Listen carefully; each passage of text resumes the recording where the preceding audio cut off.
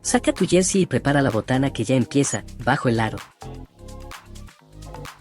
¿Qué tal? ¿Qué dicen? Ahora nos tocó batallar un poco con el clima, pero bienvenidos todos nuevamente a este podcast de confianza, con información de todo lo que es relacionado al básquetbol. Muchas gracias por seguirnos, Hugo. Bienvenido, ¿qué tal? ¿Cómo estás? ¿Qué dices? ¿Qué cuenta Bienvenido. la vida? Mira, por primera vez estamos en las mismas en cuestión de clima. A veces tú tienes frío, yo tengo calor. Y ahora los dos, acá está lloviendo también, pero aquí decente, ¿no? Como tú que, digamos que estás en una ubicación secreta. Tuviste Sí, ahí que mudar de estudio, una ubicación a la que nadie sabe en la que estás. Pero sí, que bueno, que esperemos que todo bien, ya que baje un poquito la tempestad, puedas llegar con bien a casa. Y sí. ya listos para un episodio más, el episodio número 47. 47 ya. Sí, no, hombre, Ya ya nos 47 estamos acercando a los episodios. números que nadie utiliza.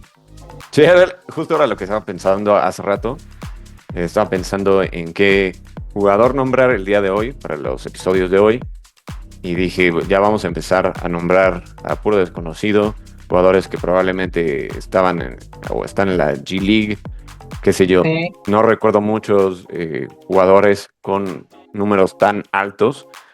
Hay algunos, pero la verdad es que no tantos, ¿no? Como que ya los principales ya los pasamos. Esperemos no, ya unas ahorita buenas son los... sorpresas. Aquí hay Sí, una buena sorpresilla para los que veían en básquetbol en los años 2000, para los que crecimos en los 90 como yo. Hay un nombre por ahí, también apodado el AK-47, precisamente por el número y las iniciales que utilizaba. Y porque es ruso, estamos hablando de que la comparación ahí es con tecnología rusa, me parece, ¿no? El AK-47. sí, Pusimos un es poquito el bélicos. primero que sale. Andrei Kirilenko, jugador del Utah Jazz por muchos años, es a quien me estoy refiriendo. Jugador Sí. que nuevamente en esa época de los inicios de los 2000, todavía jugando hasta 2011 con el Utah Jazz, y después pasó a hacer un rato de los Timberwolves y Brooklyn Nets en el 2014-2015.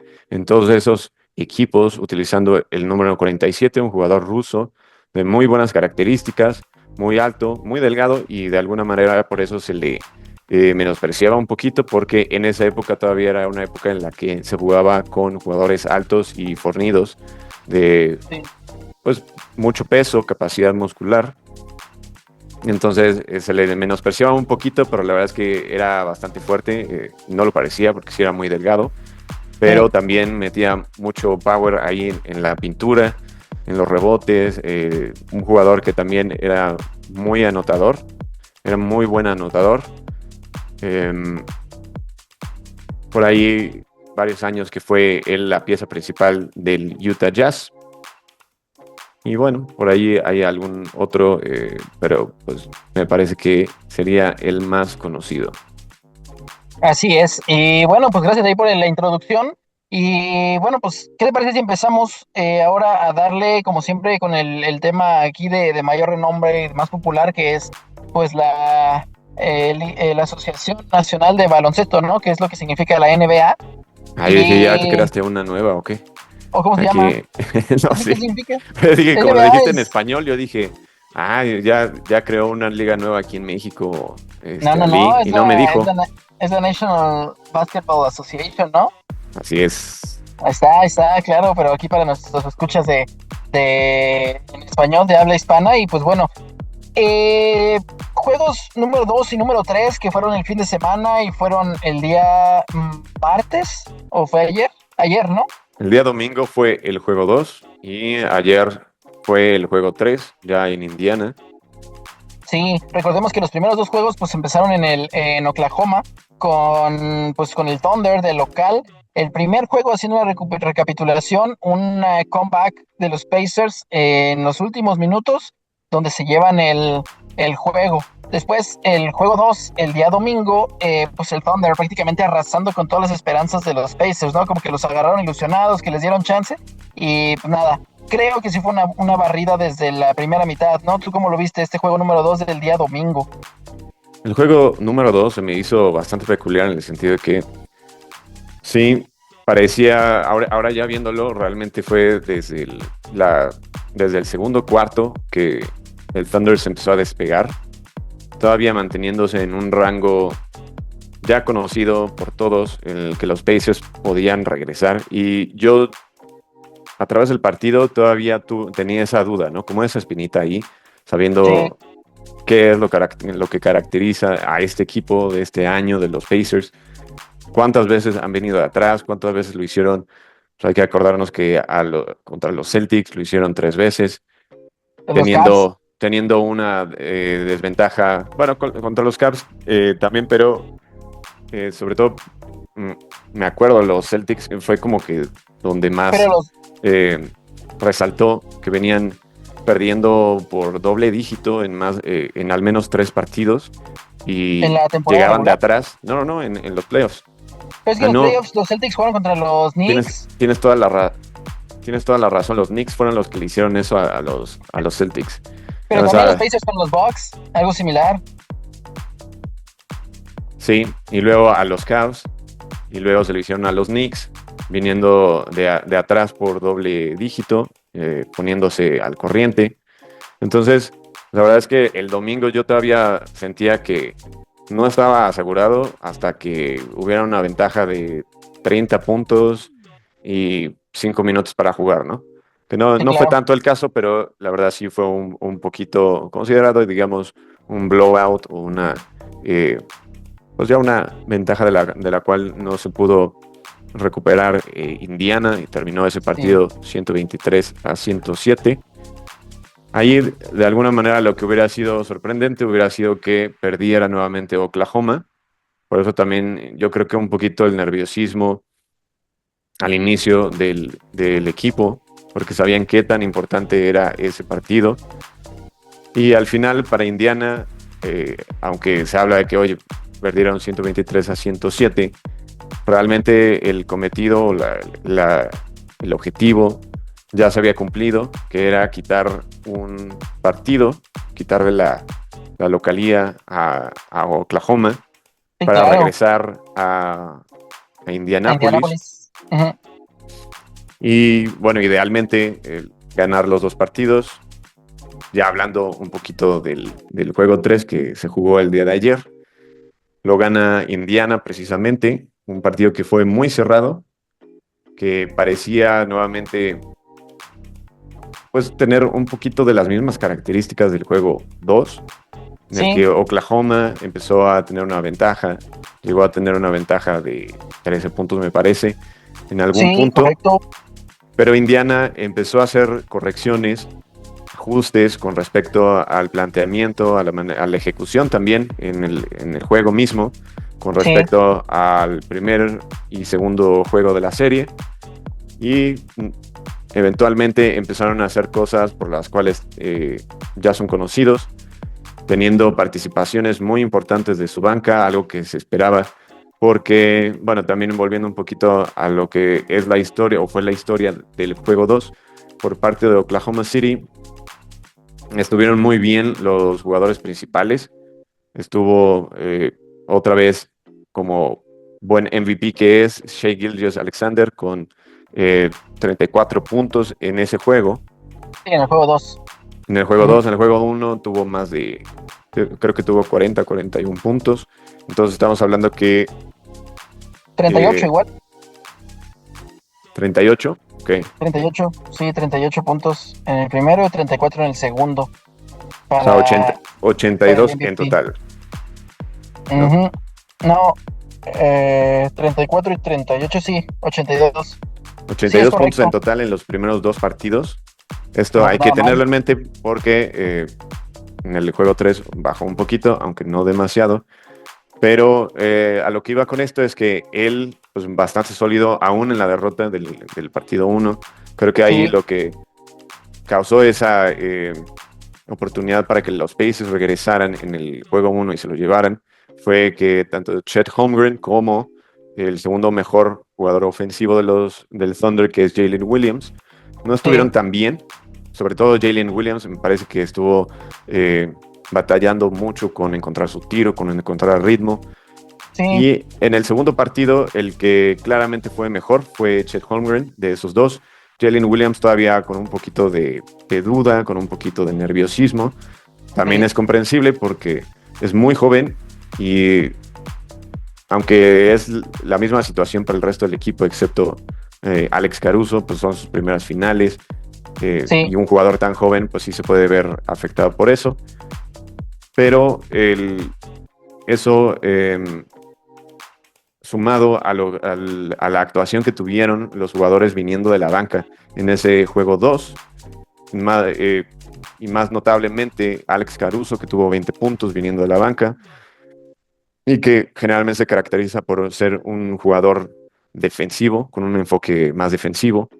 Y Sí. otro que destacó también viniendo de la banca fue Aaron Wiggins, con 18 puntos, Sí. unos triples también bastante importantes. Entonces, eso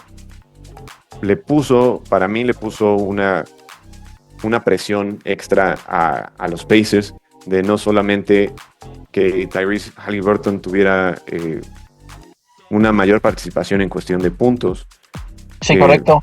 Desapareció un poquito en el juego 2, sobre todo en la parte de buscar las asistencias, lo defendieron muy bien.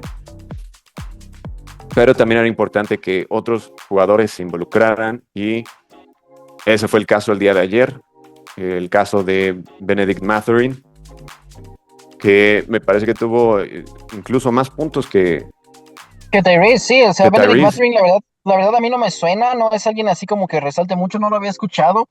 Yo de los Pacers había escuchado a Tyrese, había escuchado a Aaron Nesmith, Pascal Siakam, Miles Turner, incluso a Nembhard, pero a Mathurin no, y bueno, creo que es uno de los jugadores que entra de la banca, ¿no? También con los Pacers, o no es tanto así.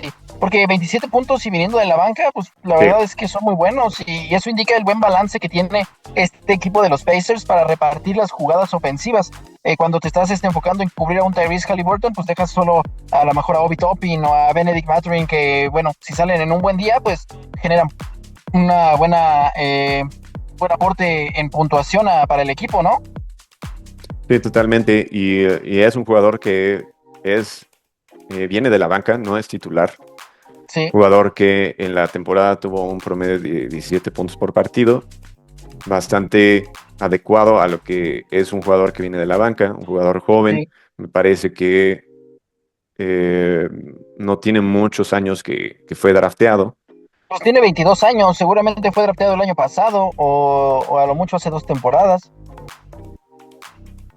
Ahorita le checamos cuándo fue que lo draftearon.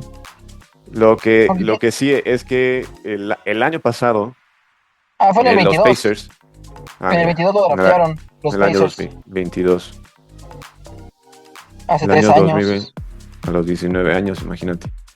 No, pues Jugador de Canadá, de Montreal, Quebec.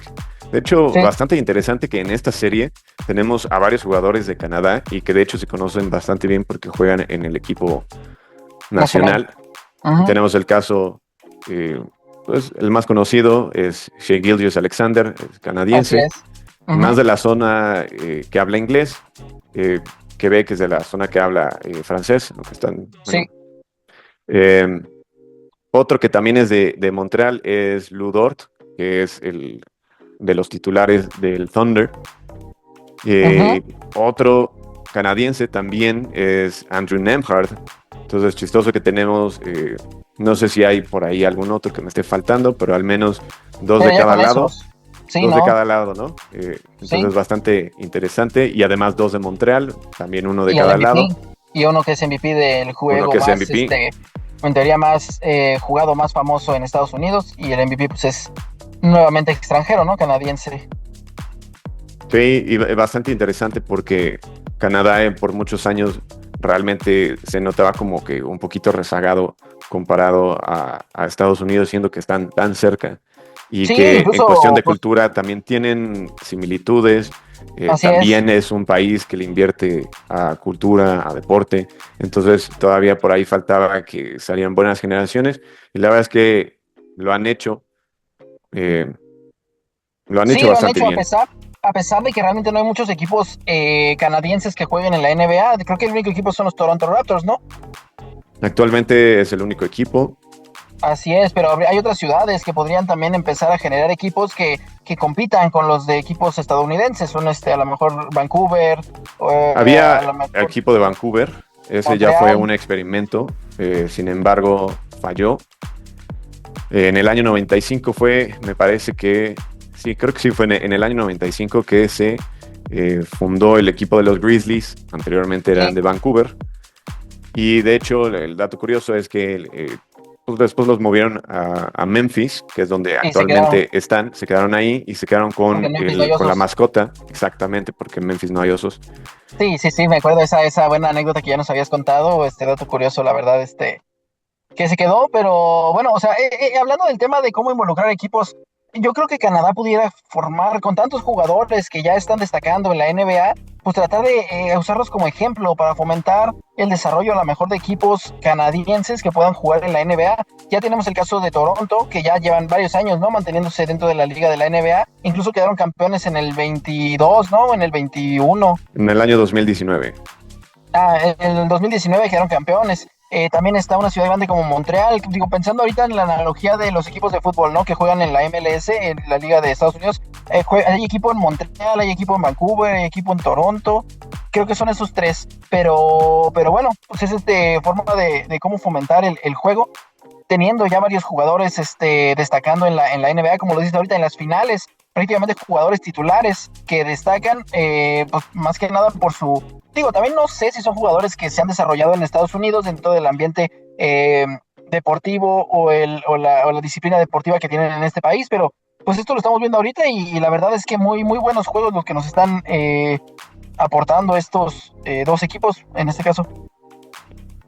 Sí, ya notándose esa presencia canadiense. Sí, Eh, Digo, al final, el tener un MVP no es el primer MVP canadiense, también lo hizo en su momento Steve Nash, pero en ese momento no solo fue el primer canadiense, sino que era prácticamente el único relevante que yo recuerdo en la liga. sí, sí, Y sí, ya sí. volviendo al tema de la serie de las finales entre el Sí, Thunder y los Pacers. fíjate que Miles Turner con una defensa implacable en el partido de ayer, el partido número 3, creo que fueron más de 30 tapones los que hizo o bloqueos en el... No sé si se referían al juego o a la serie, a los tres juegos que van, pero ayer sí hubo varios bloqueos, además de varias inconsistencias a la defensiva de Oklahoma. Se veían un poco ya desconectados, desconcentrados, le querían dar un balón a Williams, esa la tengo bien grabada que te la compartí hace rato, Alex Alex Caruso quería Caruso dar un balón a Jalen Williams sacando y pues, después de una anotación. exactamente, y el cuate va volteando hacia el otro lado, como que no sabe qué pasó, en vez de voltear y esperar a que me den el balón y empezamos la siguiente jugada, no, así les robaron como 4 balones que terminaron en puntos, en triple, uno que quedó en triples y otros 3 que fueron falta o doble puntuación. Entonces, pues la verdad es que algo un poco, no sé si es cansancio del Thunder o si era un poco de desconcentración por parte de algunos jugadores, porque me queda claro que Shai Gilgeous tampoco no tuvo un buen juego, pero bueno, mínimo se notaban las ganas de querer tratar de alcanzar al rival.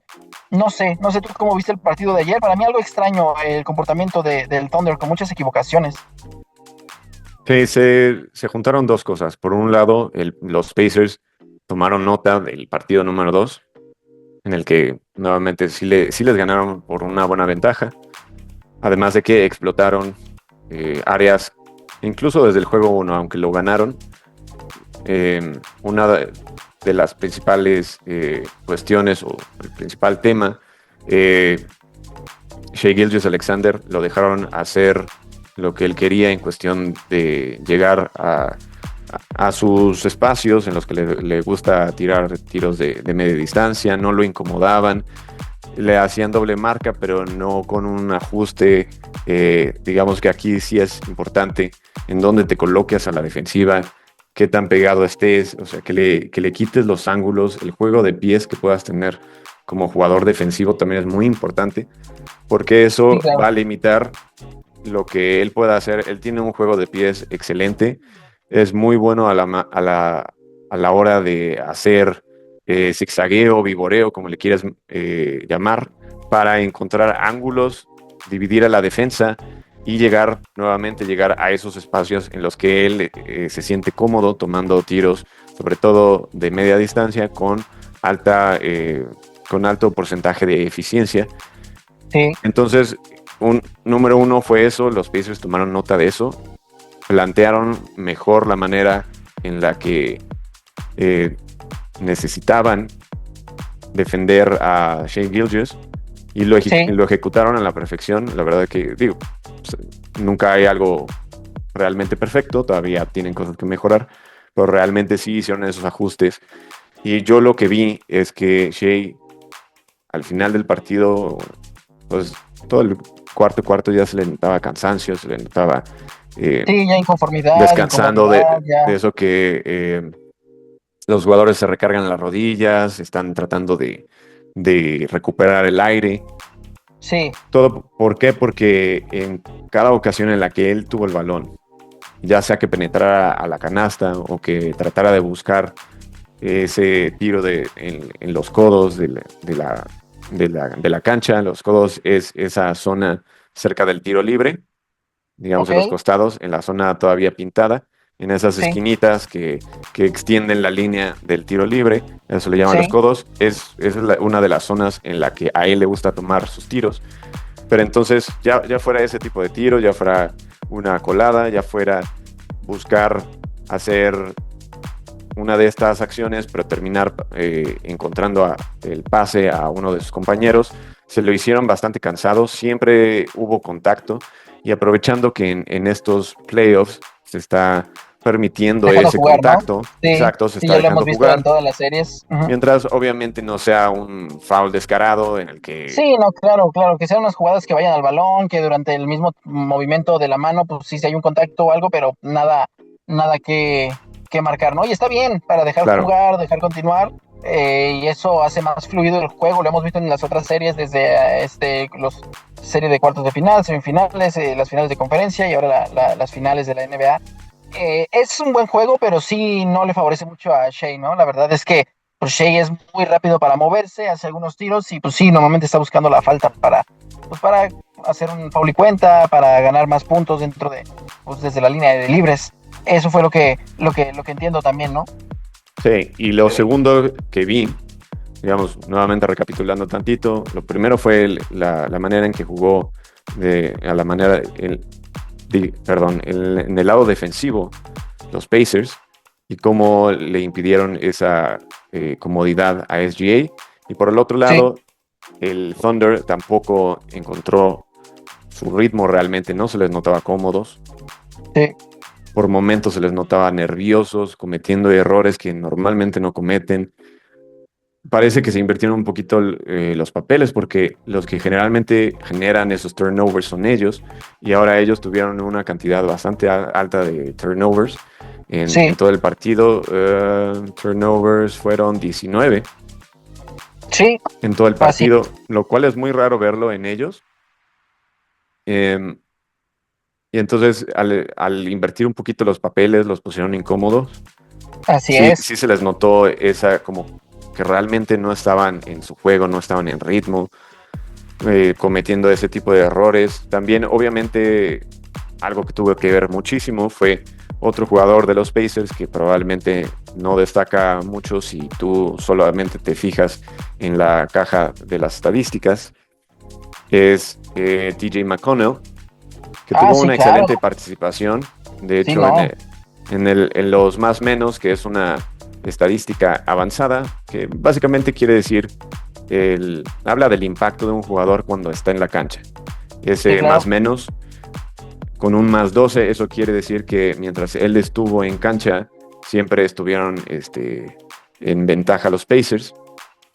Y y tuvo ahí, él fue precisamente en el video al que estabas haciendo referencia hace rato, Hizo los que, robos. que número uno sí fue un errorzazo de Alex Caruso, pero realmente el que se puso vivo fue TJ McConnell, que lo estaba viendo, que estaba enfocado en lo que estaba, sabía, trató de predecir qué era lo que intentaba hacer Alex Caruso, se anticipó, robó el balón, también tuvo otro robo bastante importante después de una anotación misma de los Pacers en la primera mitad, robó el balón, escondiéndosele ahí, me parece que esa vez fue Shai Gilgeous el que estaba sacando el balón de la base. Así es. Y son ese tipo de cosas ya que las vas juntando, que se van haciendo momentos dentro del partido, esas rachas en las que el Thunder pierde el balón, no anotan cuando tienen el balón. Exacto. Y por el contrario, los Pacers anotan tanto a partir de los turnovers generados y también generan puntos en su ofensiva de media cancha. Entonces, ya que pones esas dos cosas juntas, pues tienes un excelente resultado para los Pacers el día de ayer. Así es. Al final, así es. No es que haya sido una desventaja desmedida, pero el Thunder también cometió varios errores importantes en los últimos minutos, en los últimos momentos del partido, que no le permitieron regresar. El partido al final terminó 116-107. Realmente, sí, pero el Thunder en el último cuarto solamente con 18 puntos, pues la verdad es muy bajo para lo que ellos normalmente generan en cada cuarto, ¿no? Unos promedios arriba de 25 puntos. En este caso, el último cuarto, pues no pudieron pasar de 18. Una cosa también frustrante, pero pues bueno, como tú comentas, ¿no? Ya no les alcanzó. Sí, no, y creo que es una buena oportunidad de aprendizaje. Al final, nuevamente, Shai no era el único que se notaba cansado. Al final ya se notaban varios errores por falta de esfuerzo, pero eso es porque realmente tuvieron que trabajar muchísimo en los dos lados de la cancha. Yo creo que el Thunder va a hacer los ajustes. Creo que también Mark Daigneault, el entrenador, cometió algunos errores en el planteamiento, pero es una persona muy inteligente, una persona que sabe mucho de básquetbol y que creo que ha hecho ajustes en las series anteriores, así que me parece que esta no va a ser la excepción. Vamos a ver cuáles son esos ajustes que va a hacer.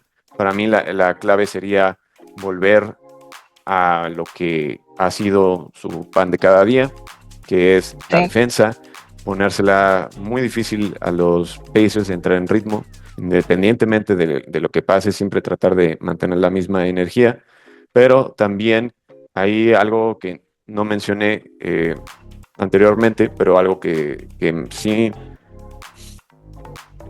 no diría que me preocupó, pero sí me frustró un poquito, fue que hablando de que en el juego 2 Aaron Wiggins tuvo una gran participación, tuvo 18 puntos viniendo de la banca. Sí. En este partido lo jugó muy poco y no entiendo la razón. Yo debe haber ahí imagino que puede. Factores.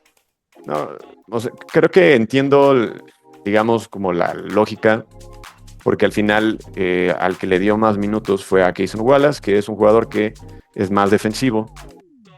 Pero al final Aaron Wiggins no es un mal defensor. De hecho, creo que todos en el Thunder saben defender a un nivel bastante decente, tendiendo a alto.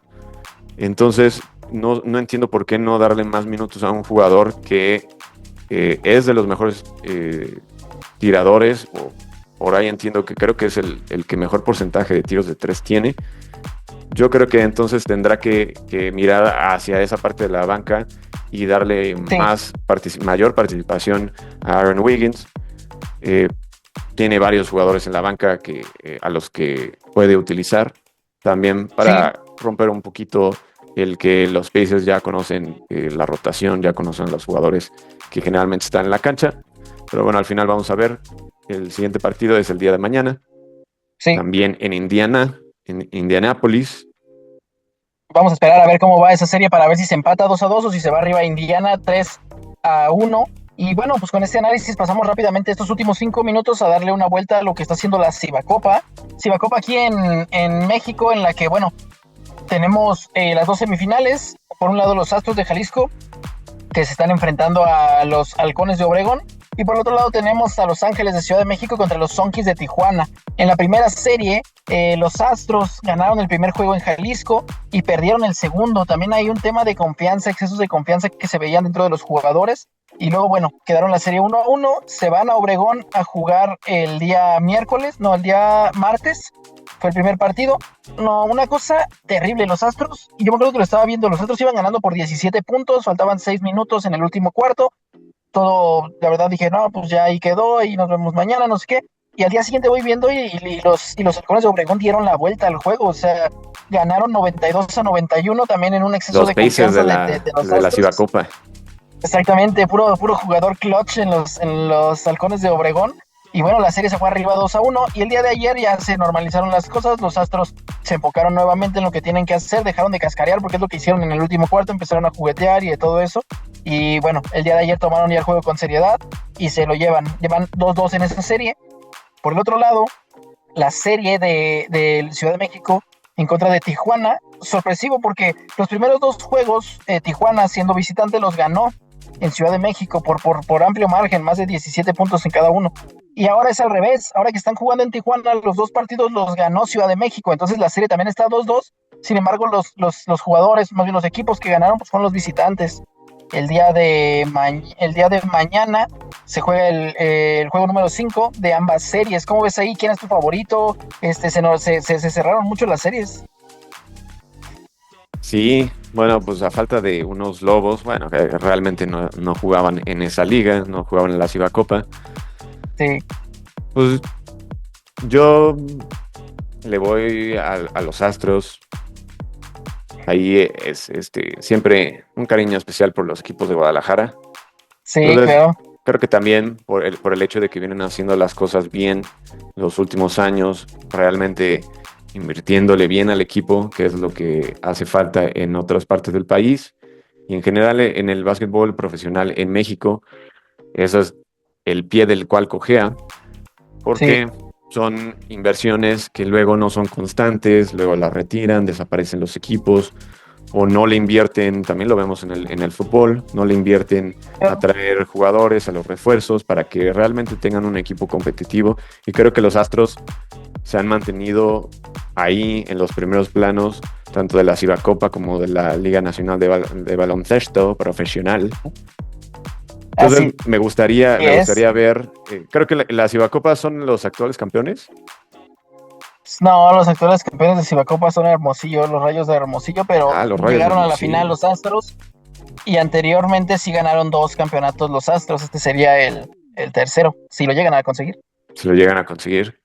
Sí, yo voy con ellos y no más por tener a alguien un segundo lugar, pero que sea como el underdog. ¿Por qué no los Zonkis? Sí, también puede ser los Zonkis como un underdog, también dando la sorpresa contra un gran equipo como Ciudad de México, que es el equipo que mejor promedio ofensivo tiene. Su promedio de puntuación por partido anda arriba de 115 puntos por partido, y aún así los Zonkis lograron dominar en Ciudad de México. Digo, ya se les bajó un poco la esperanza porque ya los empataron, pero bueno, pues ahí están, dos series muy importantes, muy interesantes. La Cibacopa está cerrando con todo, ¿no? Pensábamos que iba a ser un poco de barrida de los Astros o de Ciudad de México, y la verdad es que los 4 equipos están dando mucho de qué hablar, y pues con eso podemos cerrar este episodio. Hugo, muchas gracias. ¿Cuáles son tus impresiones finales? No, nada más iba a decir que si nos repetías los horarios de los partidos. Sí, los partidos van a ser el día de mañana, estaban siendo a las 9 de la noche los dos partidos, Perfecto. por la diferencia de horario, básicamente. Y ya ahora Que sí es, con eso cerramos, porque igual ya pronto nos cortan la leche y se acaba aquí el episodio número 47. exactamente, y perdón, es a las 8 de la noche. Muchas gracias. Nos vemos en el siguiente episodio, más pronto de lo que creen. Aquí seguimos desde una cabina alternativa, pero pues con toda la información. Gracias, Hugo. Saludos. Excelente. Hasta luego.